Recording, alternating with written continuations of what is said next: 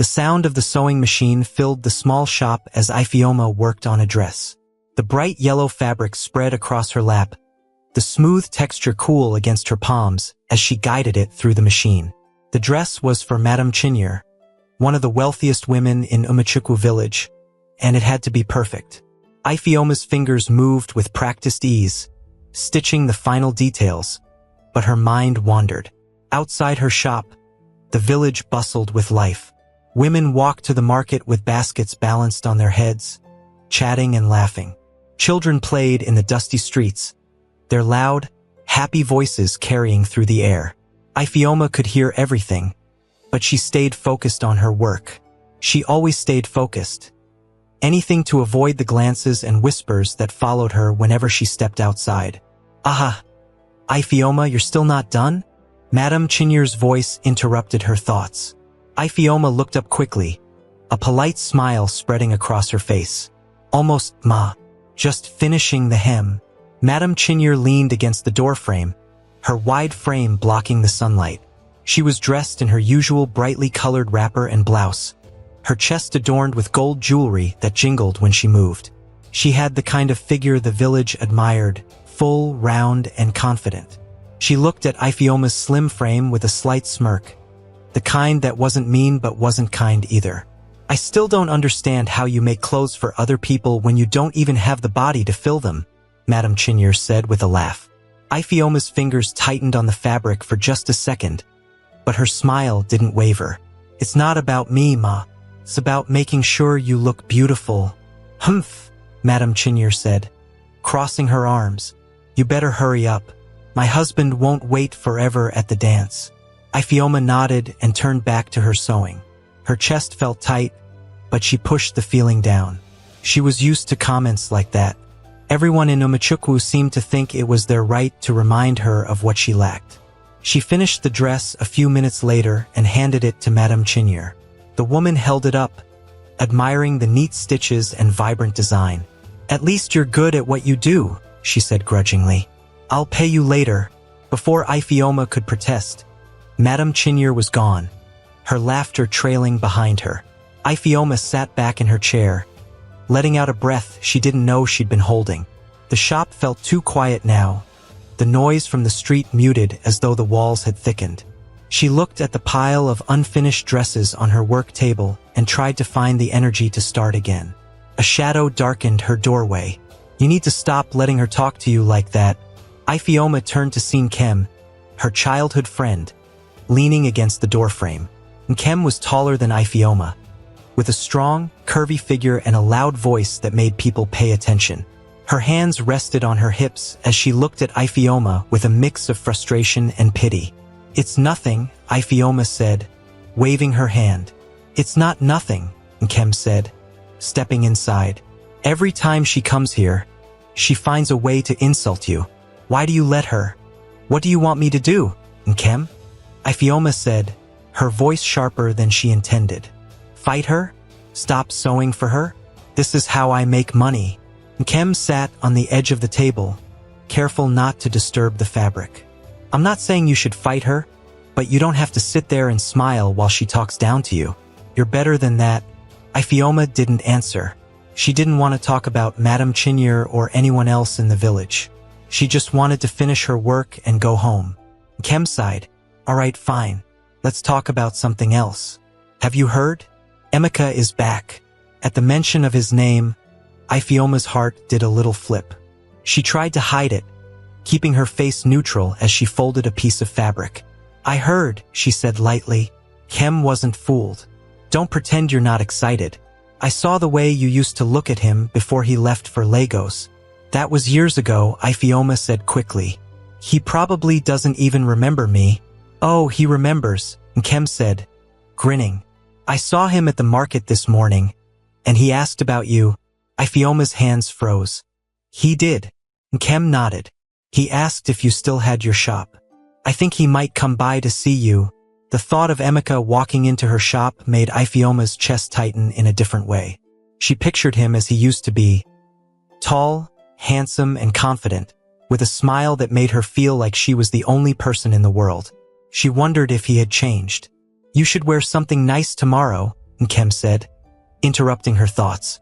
Maybe that green dress you made for yourself. I don't have time to think about that, Ifeoma said, shaking her head. I have too much work to do. You always have too much work, Nkem said, rolling her eyes. You deserve to enjoy yourself once in a while. Ifeoma didn't respond. She wanted to believe Nkem, but it was hard. How could she think about enjoying herself when she was constantly reminded of how different she was from the other women in the village? As Nkem left, promising to return the next day, Ifeoma sat alone in her shop. She tried to focus on her sewing, but her thoughts kept drifting to Emeka. She didn't know why the idea of seeing him made her nervous. Maybe it was because she didn't want him to see her the way the rest of the village did, as someone who didn't quite measure up. The sun was setting when she finally closed the shop and walked home. The path was quiet, the sounds of crickets filling the air. Ifeoma's house was small but tidy, with a single room for sleeping and another for cooking. She sat on her bed, staring at the ceiling as the events of the day played over in her mind. She thought about Madame Chinyer's words, about Nkem's encouragement, and about Emeka. Most of all, she thought about the feeling that had been growing inside her for years. A longing to be seen, not as a tailor or a hard worker, but as a woman.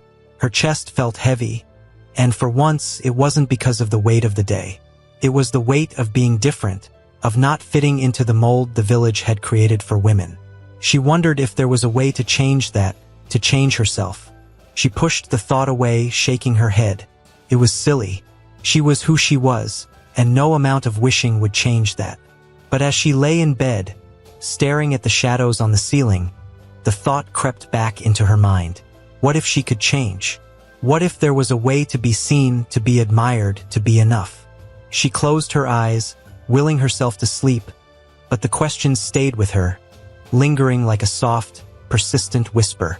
The next morning, Ifeoma was back in her shop, surrounded by fabric and the sound of her sewing machine. She tried to focus, but her thoughts kept drifting to Nkem's words from the day before. Did Emeka really ask about her? Why would he? She shook her head, pushing the thought aside. There was no time to waste daydreaming. The village was livelier than usual, with people moving about in hurried excitement. Ifeoma noticed it when she stepped outside to stretch her legs. Women were chattering in groups, children ran in and out of the market square, and even the men seemed more animated than usual. Something was happening. She didn't have to wonder for long. Nkem came rushing into her shop, her face lit with excitement. Ifeoma, you won't believe it. What now? Ifeoma asked, brushing a piece of thread off her skirt. Baba Ijibu is here, Nkem announced, her hands on her hips like she had just shared the biggest news in the world. Who is Baba Ijibu? Ifeoma asked, frowning. Nkem gasped, as though Ifeoma had just asked what the sun was. You don't know Baba Ijibu? He's the famous herbalist. People say he can cure anything. They say he has potions for beauty, love, money, everything. Ifeoma raised an eyebrow. And you believe that? Nkem waved her hand dismissively. It doesn't matter if I believe it. What matters is that the whole village is talking about him. He set up a stall in the market square, and everyone is rushing there to see him. Ifeoma sighed. I don't have time for that nonsense. I have work to do. You always have work to do, Nkem said, rolling her eyes. Come with me, just for a few minutes. It won't kill you to step out of this shop. Before Ifeoma could protest, Nkem grabbed her arm and pulled her toward the market square. The crowd around Baba Ijibu's stall was bigger than Ifeoma expected. Women jostled for space, their voices blending into a noisy hum. The man at the center of it all stood tall, wearing a flowing white robe and a matching cap. His beard was long and neatly trimmed, and his eyes seemed to sparkle as he spoke. Ladies, there's enough for everyone, Baba Ijibu said, his voice smooth and commanding. I have solutions to all your problems. Do you want your husband to love you more? I have the answer. Do you want to look younger and more beautiful? I have the answer. Do you want to make more money? I have the answer. The women cheered, hanging on his every word. Ifeoma folded her arms, watching from the edge of the crowd. This is ridiculous, she muttered. Kem nudged her. Why are you so serious? It's just for fun. It's not fun if he's lying to them, Ifeoma said. He's probably just here to take their money. Kem shrugged. Maybe, but look at them. They're happy. What's the harm? As Ifeoma watched, a young woman stepped forward, holding out a handful of Naira notes. Baba Ijibu, I want to be more beautiful. My husband doesn't look at me the way he used to. Baba Ijibu smiled, his teeth white against his dark skin. Ah, my sister, you have come to the right place. I have something special for you. He reached into his stall and pulled out a small brown bottle. This is the nectar of elegance. Rub a little on your face and chest every morning, and you will see the difference. The woman took the bottle with shaking hands, her face glowing with hope. Kem leaned closer to Ifeoma. You see that? Imagine what he could do for you. Ifeoma stiffened. What's that supposed to mean? I didn't mean it like that, Kem said quickly. I just meant, you're always so hard on yourself. Maybe he can help you feel better. I don't need help, Ifeoma said sharply. I'm fine the way I am. Kem gave her a look but didn't argue. As they turned to leave, Baba Ijibu's voice rose above the crowd. You there, young lady? Why don't you come closer? It took Ifeoma a moment to realize he was talking to her. The crowd parted slightly, and she felt dozens of eyes on her. Her cheeks burned as she shook her head. No, thank you, Baba Ijibu chuckled. Don't be shy. I can tell you have questions. Come. Ask me anything. Kem nudged her. Go on. What's the worst that could happen? Ifeoma hesitated, then stepped forward reluctantly. Baba Ijibu's eyes sparkled as he looked her over. You are a beautiful young woman, he said, his voice low and smooth. But I sense that you don't see yourself that way. Ifeoma's stomach tightened. I didn't come here for anything, she said quickly. I was just looking. Looking is the first step, Baba Ijibu said, his smile never faltering. Tell me, what do you wish for? What is the one thing you want that you think you can't have? The question caught her off guard. She opened her mouth to deny it, but the words wouldn't come. Baba Ijibu leaned closer. Whatever it is, I can help you. All you have to do is trust me. Ifeoma shook her head, stepping back. I'm sorry, I have to go. Without waiting for Kem, she turned and walked away, her heart pounding. Later that evening, as Ifeoma sat alone in her shop, she couldn't shake Baba Ijibu's words. They echoed in her mind, stirring up feelings she had tried to bury. She thought about the women in the crowd, their hopeful faces as they bought his potions. For a moment, she wondered if there was something to it.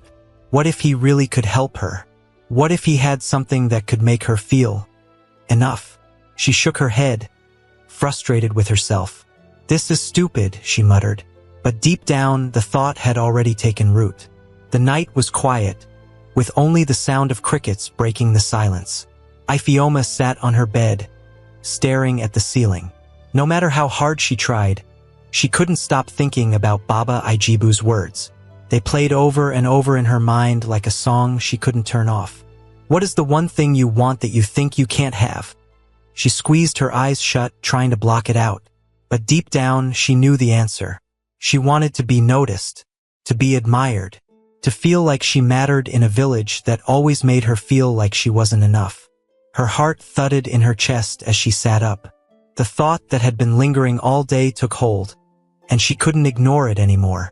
She had to know if Baba Ijibu could help her. She had to at least try. The streets were dark as she stepped outside, wrapping her shawl tightly around her shoulders.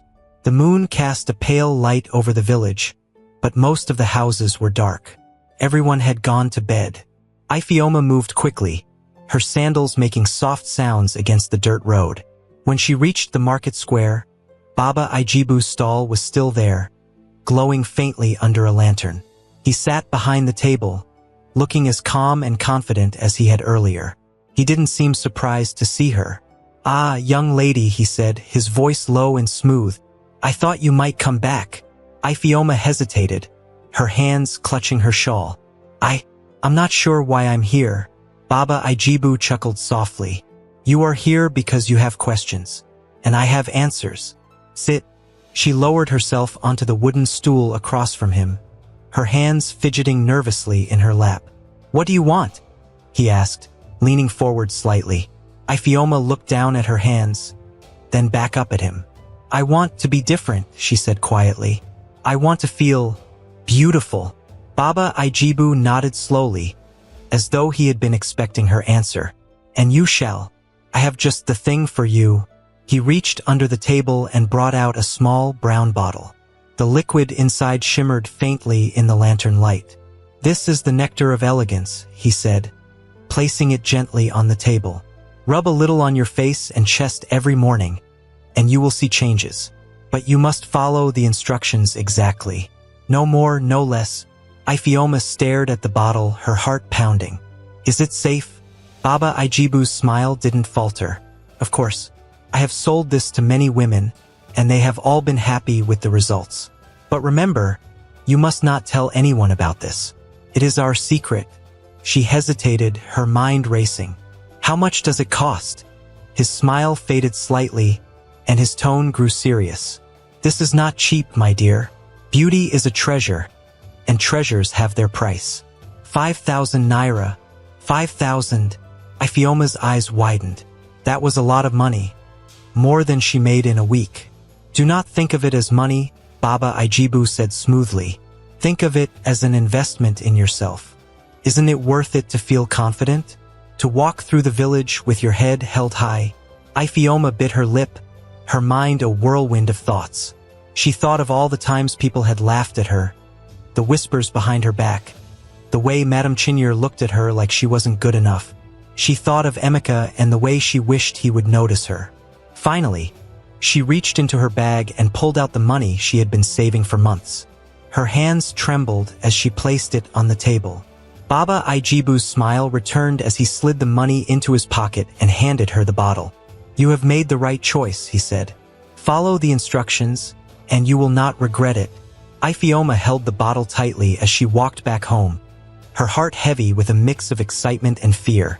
She placed it on her bedside table and stared at it for a long time before finally lying down. The next morning, Ifeoma woke up before the sun. She sat on the edge of her bed, staring at the bottle. Part of her wanted to throw it away, but another part, stronger and more determined, told her to try it. She opened the bottle, the scent of herbs and something faintly sweet wafting out. Carefully, she rubbed a small amount onto her face and chest, just as Baba Ijibu had instructed. The liquid felt cool against her skin, and she couldn't help but wonder if it was already working.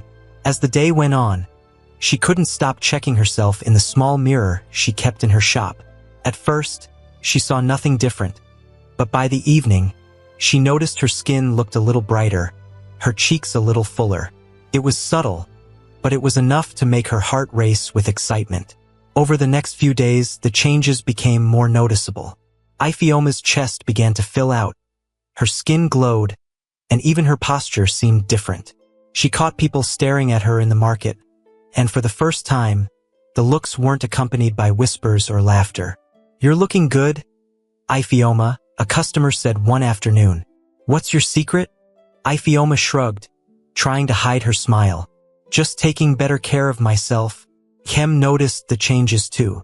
Something's different about you, she said, narrowing her eyes. You're glowing. What's going on? Nothing, Ifeoma said quickly, avoiding her gaze.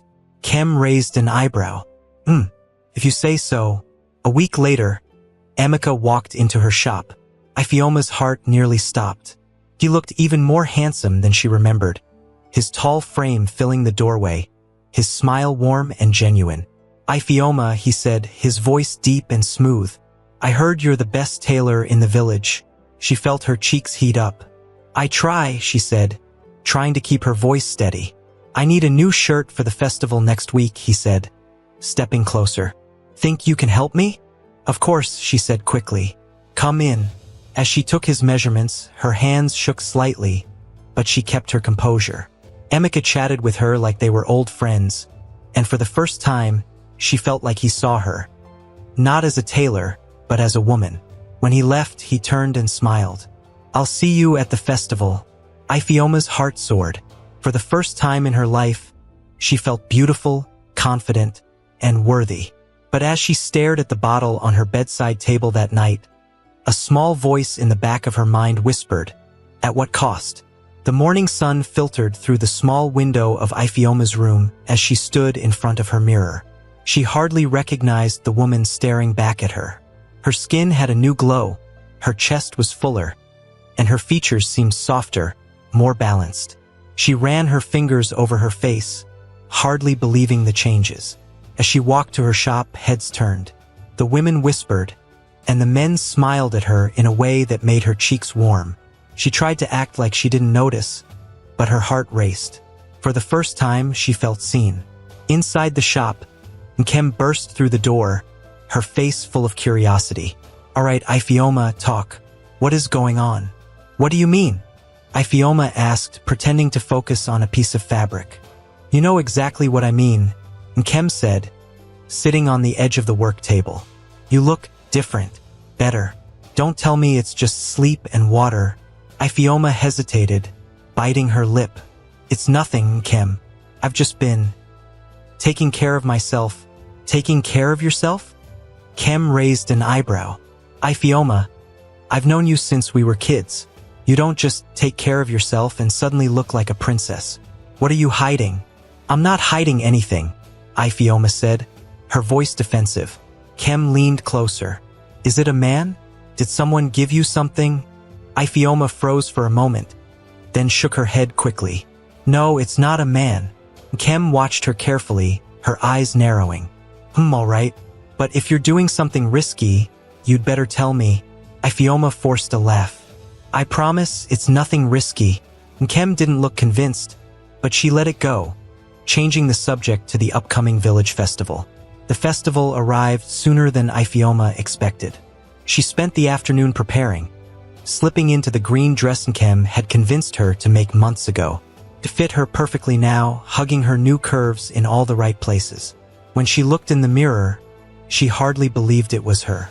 As she stepped into the festival grounds, the crowd seemed to part for her.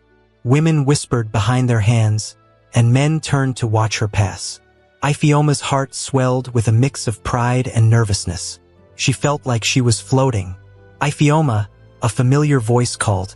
She turned to see Emeka walking toward her, his smile wide and warm. He was dressed in a crisp white shirt, the one she had tailored for him. "You look amazing," he said, his eyes lingering on her. "Thank you," she said softly, her cheeks burning. "Come, let me buy you something to drink," he said, holding out his hand. She hesitated for only a moment before taking it. They walked through the festival together, stopping at stalls and talking like old friends. Ifeoma felt a warmth she hadn't known before, a sense of belonging she had always craved. But as the night went on, a strange heaviness began to settle in her chest. At first, she thought it was the excitement or the heat, but the feeling grew worse.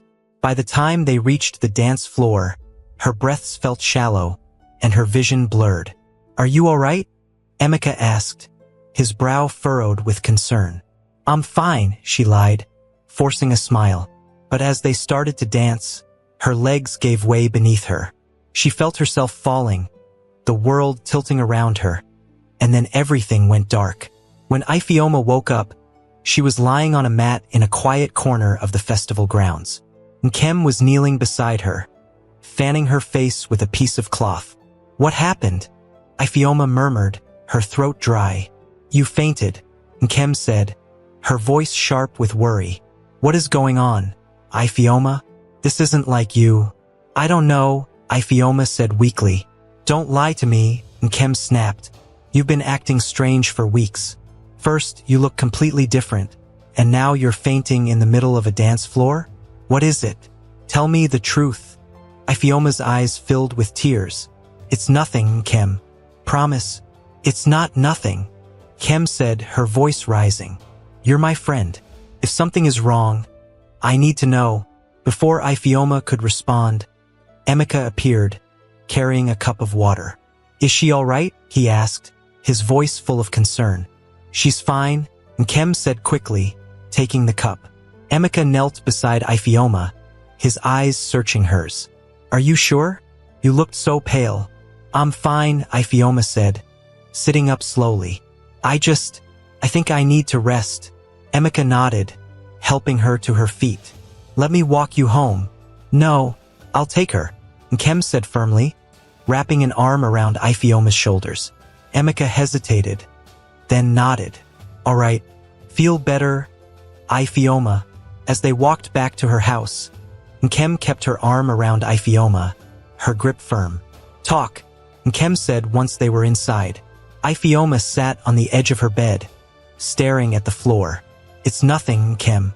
I swear. Nkem folded her arms, her eyes blazing. If you don't tell me what's going on, I'll start asking questions around the village. Do you want that? Ifeoma's chest tightened. She knew Nkem wasn't bluffing. Taking a deep breath, she reached for the small, brown bottle on her bedside table and held it out. This, she said quietly. Nkem took the bottle, turning it over in her hands. What is this? It's something I got from Baba Ijibu, Ifeoma said, her voice barely above a whisper. He said it would help me. Nkem's eyes widened. You've been using this? Are you serious, Ifeoma? Do you even know what's in it? He said it was safe, Ifeoma said quickly.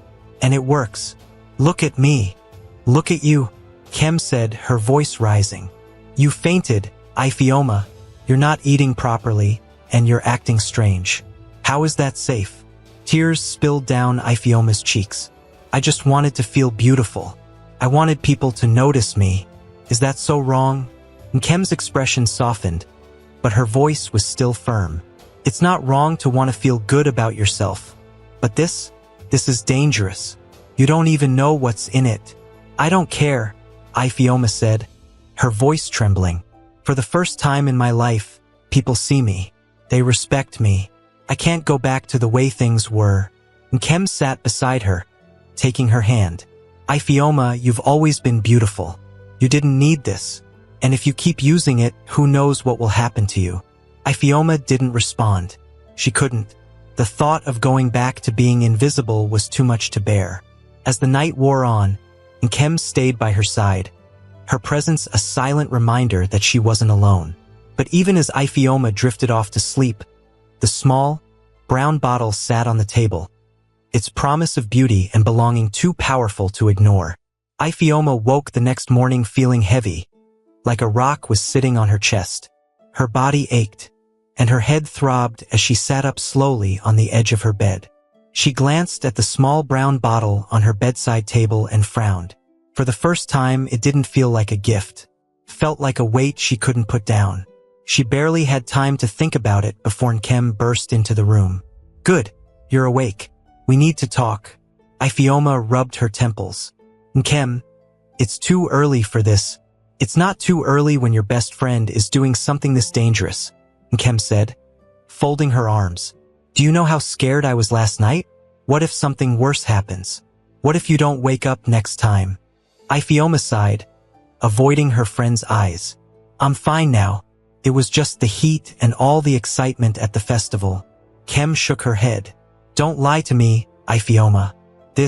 She pointed to the bottle on the table. This thing is not normal. You don't know what's inside it. You don't know what it's doing to your body. It's working.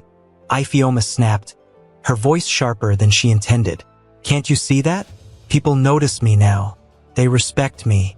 Even Emeka, what? Nkem interrupted, her voice rising. Do you think he'll still like you if he finds out you're using some fake potion to look like this? Do you think it's worth risking your health, your life, just for him to notice you? Ifeoma stood up, her fists clenched at her sides. You don't understand. Nkem, you've never been the one people laugh at. You've never been the one everyone calls plain or unwomanly. You don't know what it feels like to be invisible. And you think this is the answer? Nkem shot back, her eyes blazing. You're better than this, Ifeoma. You don't need some magic potion to prove your worth. If Emeka or anyone else can't see how amazing you are, then they're not worth it. Ifeoma turned away, her chest tightening. She didn't want to cry, but the tears came anyway. You don't get it, Nkem. You don't know what it's like to feel like you'll never be enough. Nkem's voice softened. You've always been enough, Ifeoma. You just don't see it. But this bottle is not the way to find out. Please, promise me you'll stop using it. Ifeoma stayed silent, staring at the floor. She wanted to believe in Nkem, but the thought of giving up the one thing that had finally made her feel beautiful was too much. Over the next few days, the whispers in the village grew louder. People began to notice more than just Ifeoma's transformation. They noticed her pale skin, her tired eyes, and the way she moved like someone carrying a heavy load. Madame Chinyere was the first to say it out loud. She walked into Ifeoma's shop one afternoon, her loud voice echoing through the room. Ifeoma, what's wrong with you? You look like a ghost. Ifeoma forced a smile. I'm fine, Madame Chinyere. Just tired from all the work. Tired? Madame Chinyere snorted. You're more than tired. Look at you. Are you sick? I'm fine, Ifeoma repeated, her voice tight. Madame Chinyere narrowed her eyes. Well, you'd better take care of yourself. No one wants a sick tailor. When she left, Ifeoma slumped into her chair, her head in her hands. The cracks were beginning to show, and she didn't know how much longer she could keep up the act. One evening, as she sat alone in her room, the nightmares began. They were vivid and terrifying, filled with dark figures chasing her through endless corridors. She woke up drenched in sweat, her chest heaving as she gasped for air. She reached for the bottle on her table, but her hands trembled so badly she almost dropped it. For the first time, she wondered if Nkem was right. What if this wasn't worth it? What if she was hurting herself in ways she couldn't see? The next morning, she decided to visit Baba Ijibu. She needed answers. The market square was quieter than usual when she arrived, but Baba Ijibu's stall was still there, glowing faintly under the afternoon sun. He greeted her with his usual smile, but Ifeoma didn't feel comforted by it this time. Ah, my dear, he said, spreading his arms. You look as beautiful as ever. What brings you here today? Ifeoma hesitated, clutching the bottle in her hand. Something's wrong. I've been feeling strange. Baba Ijibu's smile faltered for a moment, but he recovered quickly. Strange? How do you mean? I've been fainting, Ifeoma said, her voice shaking. I've been having nightmares. My body doesn't feel right. Is this normal? Baba Ijibu leaned back, his expression calm. My dear, these things take time. Your body is simply adjusting to the changes. You must trust the process. But what's in it? Ifeoma pressed. What am I putting on my skin? He waved a hand dismissively. Herbs, oils, natural ingredients. Nothing harmful. Then why do I feel like this? She asked, her voice rising. Why do I feel worse every day? Baba Ijibu's smile disappeared completely. He leaned forward, his eyes narrowing. Do you want to stop, Ifeoma? Do you want to go back to the way things were? To being invisible? Because that's what will happen if you stop using this. Ifeoma's chest tightened. His words cut deep because they echoed her own fears. She shook her head, tears streaming down her face. I don't know what to do. You keep going, Baba Ijibu said firmly. You're almost there, my dear. Don't give up now. Ifeoma nodded slowly, her hands trembling as she clutched the bottle. But as she walked away, a seed of doubt had been planted, and it refused to go away. When she returned home, Nkem was waiting for her. Her friend's face was tight with worry. Where were you? Nkem demanded. I've been looking for you all day. I went to see Baba Ijibu, Ifeoma admitted, her voice small. Nkem's eyes widened. Ifeoma, why? What did he say? He said everything is fine, Ifeoma said, though her voice lacked conviction. He said I just need to trust the process. Nkem shook her head, her frustration boiling over. And you believe him? After everything that's happened? Ifeoma, this man doesn't care about you. He's just taking your money and ruining your life. What do you want me to do, Nkem? Ifeoma shouted, her voice breaking. I can't just stop. I can't go back to being the nobody I was before. You were never a nobody, Nkem said, her voice softening. Not to me. And not to anyone who truly cares about you. Ifeoma's shoulders sagged, and she sank into a chair. I don't know who I am anymore, Nkem. I don't know what to do. Nkem knelt beside her, taking her hands. We'll figure it out together. But you have to let this go, Ifeoma. You have to stop before it's too late. Ifeoma looked at the bottle on the table, her heart heavy with fear and regret. She wanted to believe in Nkem, but the thought of letting go felt like losing everything she had worked so hard to gain. And so, the battle within her raged on, pulling her deeper into a choice that seemed impossible to make. Nkem refused to let Ifeoma out of her sight after their argument. It wasn't like Ifeoma to look so defeated, so drained. The vibrant girl Nkem had grown up with was slipping away, and Nkem couldn't sit back and watch it happen. 2 days after Ifeoma's visit to Baba Ijibu, Nkem stormed into her shop. We need to talk, she announced, shutting the door behind her with more force than necessary.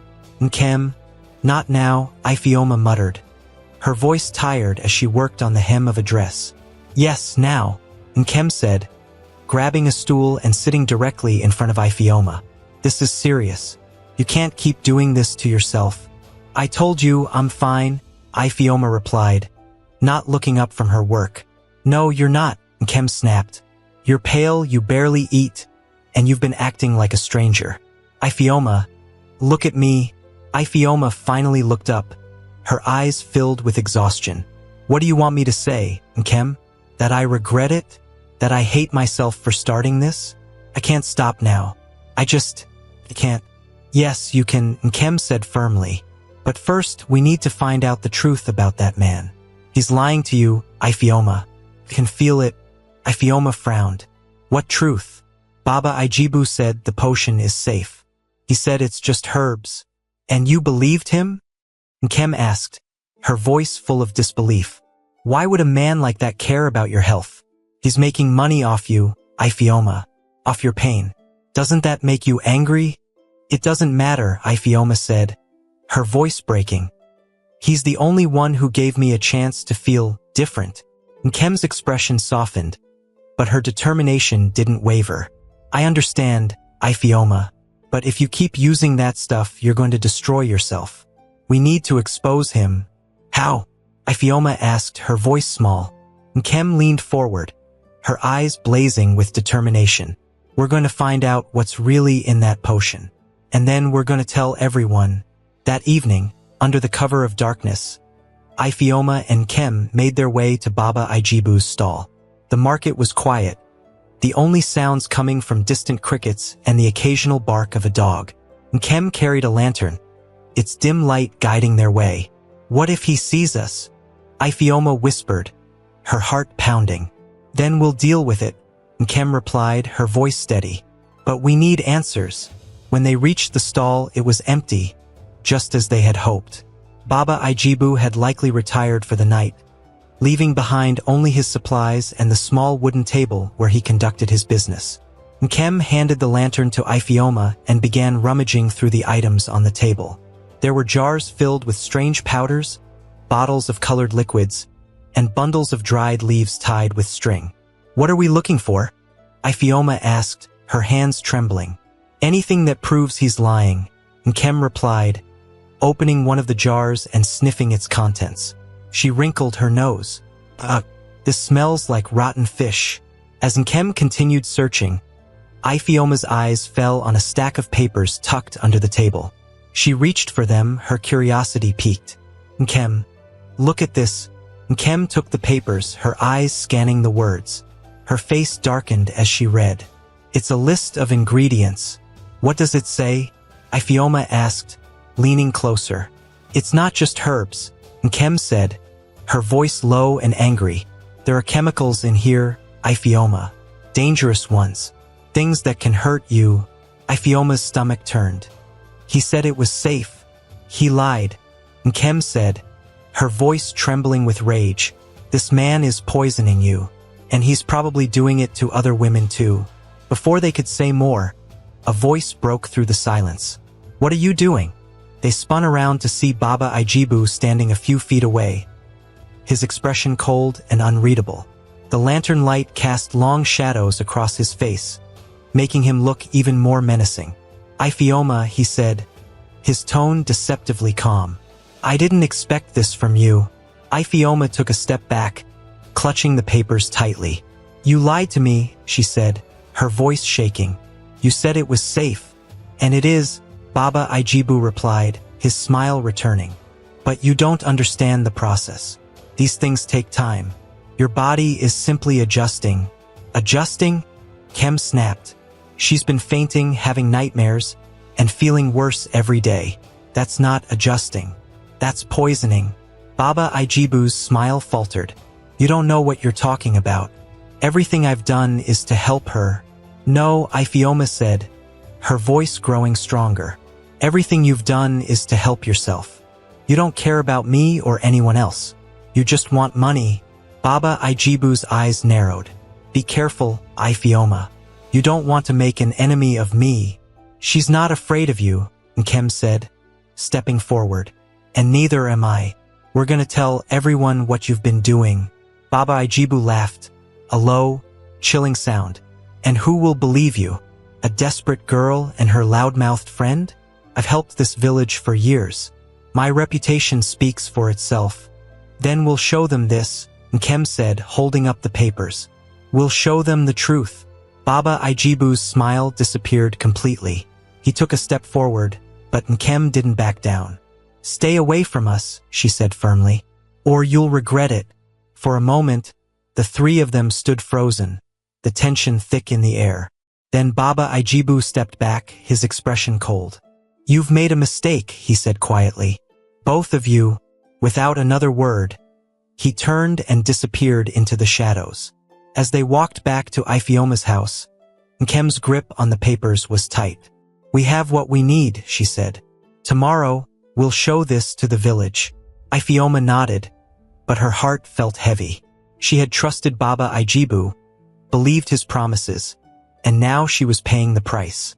But as she looked at Nkem, her determination grew. She wasn't going to let him hurt anyone else.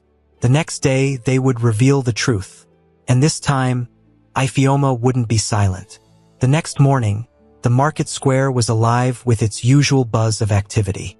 Women bargained loudly with traders, children darted through the crowd with laughter, and the smell of roasted maize filled the air. But Iphioma and Kem weren't there for business or pleasure. They were there for justice. Iphioma stood in the middle of the square, clutching the stack of papers they had found the night before. Her hands trembled slightly, but Nkem stood beside her, a steadying presence. "Are you ready?" Nkem asked, her voice firm but kind.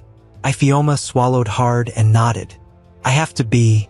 They made their way to Baba Ijibu's stall, which was already surrounded by eager women. He stood behind the table, his familiar smile plastered across his face as he handed out bottles and jars. "Good morning, ladies," he said smoothly. "How can I help you today? Perhaps a little something to brighten your skin? Or maybe—" "Stop lying to them." Iphioma's voice rang out, cutting through the noise like a knife. The crowd went quiet, and all eyes turned to her. Baba Ijibu's smile faltered, but only for a moment. He straightened, his eyes narrowing. "Iphioma," he said, his tone calm but dangerous. "This is not the time for games." "This isn't a game," Iphioma shot back, holding up the papers. "I know the truth, Baba Ijibu. I know what's in your potions. And it's not what you've been telling everyone." The crowd began to murmur, women exchanging confused and worried looks. "What is she talking about?" one of them asked. "Lies," Baba Ijibu said quickly, his voice smooth. "She doesn't know what she's saying. Iphioma, you've been under a lot of stress. Perhaps you should go home and rest." "No!" Iphioma's voice cracked, but she didn't stop. "I've been using your potion, Baba Ijibu. I trusted you, and it's been making me sick." The murmurs grew louder, the women pressing closer to the stall. "Sick? What does she mean?" "Baba Ijibu, is this true?" Baba Ijibu raised his hands, trying to calm the crowd. "Ladies, please, do not listen to this nonsense. I have helped so many of you. Why would I do anything to harm you? Because you don't care about helping anyone." Nkem's voice was sharp as she stepped forward. You care about money. That's why you've been selling fake potions and lying about what's in them. Fake, someone whispered. Baba Ijibu's smile turned cold. And who are you to accuse me? You have no proof. We have proof, Ifeoma said, her voice shaking but strong. She held up the papers. This is a list of the ingredients in your potions. There are chemicals in here that can make people sick. You've been poisoning us. Gasps rippled through the crowd.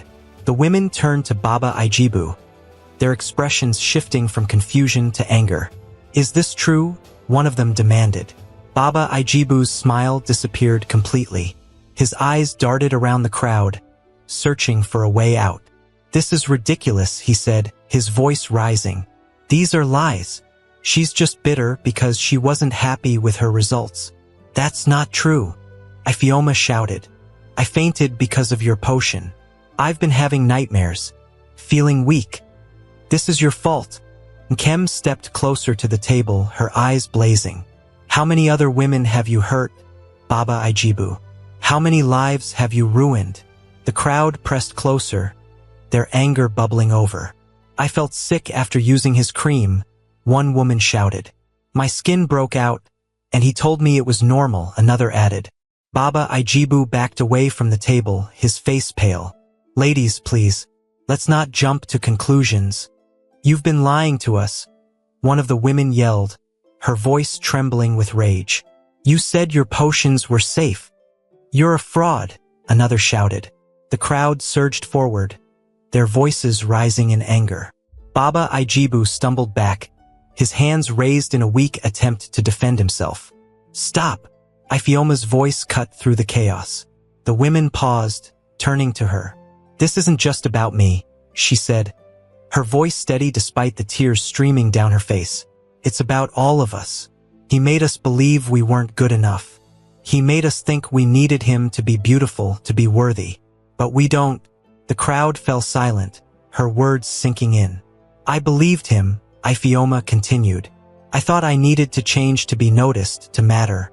But I was wrong. We were all wrong. We don't need him, and we don't need his lies. The women nodded, their anger shifting to determination. What do we do now? One of them asked.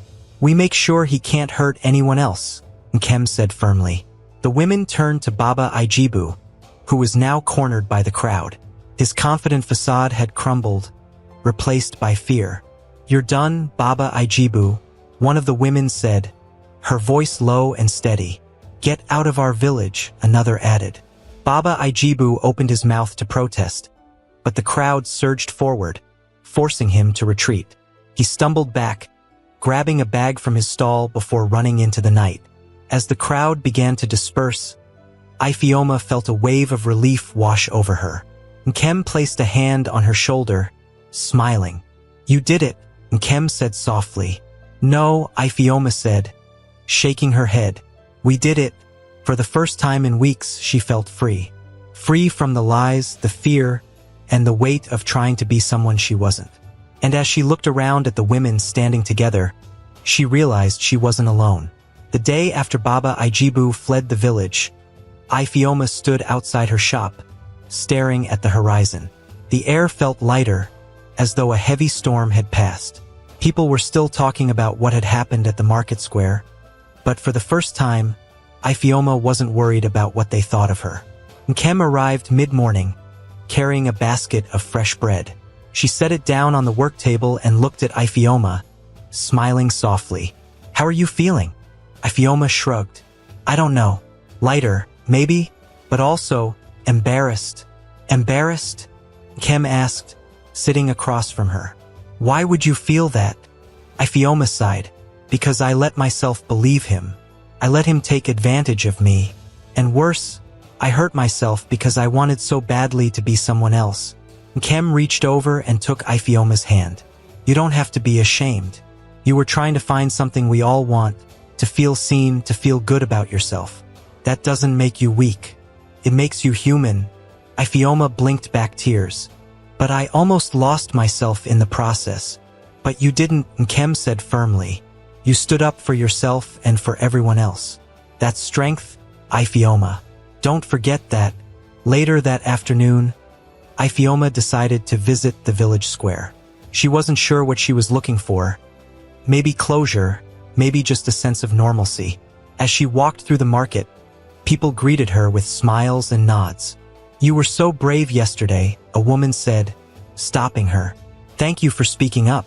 I didn't realize how much I had let that man's lies get to me." Ifeoma smiled, though her heart felt heavy. "I just did what I had to." Another woman stepped forward, holding a small jar. "I stopped using his cream after what you said. My skin already feels better." "Thank you, Ifeoma." The warmth in their words eased some of the guilt in her chest. She realized that her pain hadn't been for nothing. She had made a difference, and that mattered. Back at her shop, Ifeoma picked up a piece of fabric, a vibrant green that reminded her of the dress she had worn to the festival. She ran her fingers over it, an idea forming in her mind. When Kem returned that evening, Ifeoma was already at work, the sound of her sewing machine filling the shop. "What's this?" Kem asked, peeking over her shoulder. "It's a new dress," Ifeoma said without looking up. "But it's not for me. It's for anyone who needs to feel beautiful, just the way they are." Kem grinned. "You're starting something new, aren't you?" Ifeoma nodded. "I want to make clothes that fit every body type, every shape. No more trying to change ourselves. We're enough just as we are." Kem clapped her hands together. "Ifeoma, that's brilliant. People are going to love this." Word of Ifeoma's new project spread quickly. Women began visiting her shop, not just to order clothes, but to share their stories. They talked about the pressure they felt to look a certain way, the insecurities they carried, and how Baba Ijibu's lies had preyed on those feelings. One by one, they began to let go of those insecurities. Ifeoma's shop became a place of healing, a place where women could feel seen and celebrated for who they were. A week later, Emeka came to the shop. Ifeoma hadn't seen him since the day of the festival, and her heart skipped a beat when he walked through the door. "Ifeoma," he said, his voice warm. "You've been busy." She nodded, her hands trembling slightly as she folded a piece of fabric. "There's a lot to do." "I heard about what happened with Baba Ijibu," he said, stepping closer. "I'm sorry you went through that." "It's over now," Ifeoma said, looking up at him. "I'm just trying to move forward." Emeka smiled. "You've done more than that. You've inspired people. That's not something everyone can do." Ifeoma felt her cheeks warm. "I didn't do it alone. Kem helped me." "Still," Emeka said, his eyes meeting hers. "It took courage to stand up and tell the truth. That's something I've always admired about you." Her breath caught. "You admire me?" "Of course," he said, his voice soft. "I've admired you for a long time, Ifeoma. I just didn't know how to say it." She looked at him, her heart pounding. For so long, she had wanted to hear those words. But now, standing there, she realized she didn't need them to feel whole. She had found her own strength, her own voice. Even so, his words felt like a balm, a reminder that she was seen, not because of how she looked, but because of who she was. That evening, as the sun set over the village, Ifeoma sat outside her shop, watching the sky turn shades of orange and pink. Kem joined her, carrying 2 cups of tea. "You've come a long way," Kem said, handing her a cup. Ifeoma smiled. "We've come a long way. I couldn't have done any of this without you." Kem laughed. "You give me too much credit. You're the one who found the courage to speak up." They sat in comfortable silence for a while, the warmth of the tea and the cool evening breeze wrapping around them like a blanket. "Ifeoma," Kem said after a moment, "are you happy?" Ifeoma thought about it, her gaze drifting to the horizon. "I think I'm learning to be," she said softly. "For the first time, I'm not trying to be someone else. I'm just me, and that feels good." Kem smiled, raising her cup. "To being ourselves." Ifeoma raised hers in return. "To being enough." And as they sipped their tea, the village around them settling into the quiet of night, Ifeoma felt a sense of peace she hadn't known in a long time. She wasn't perfect, and she didn't need to be. She was enough just as she was.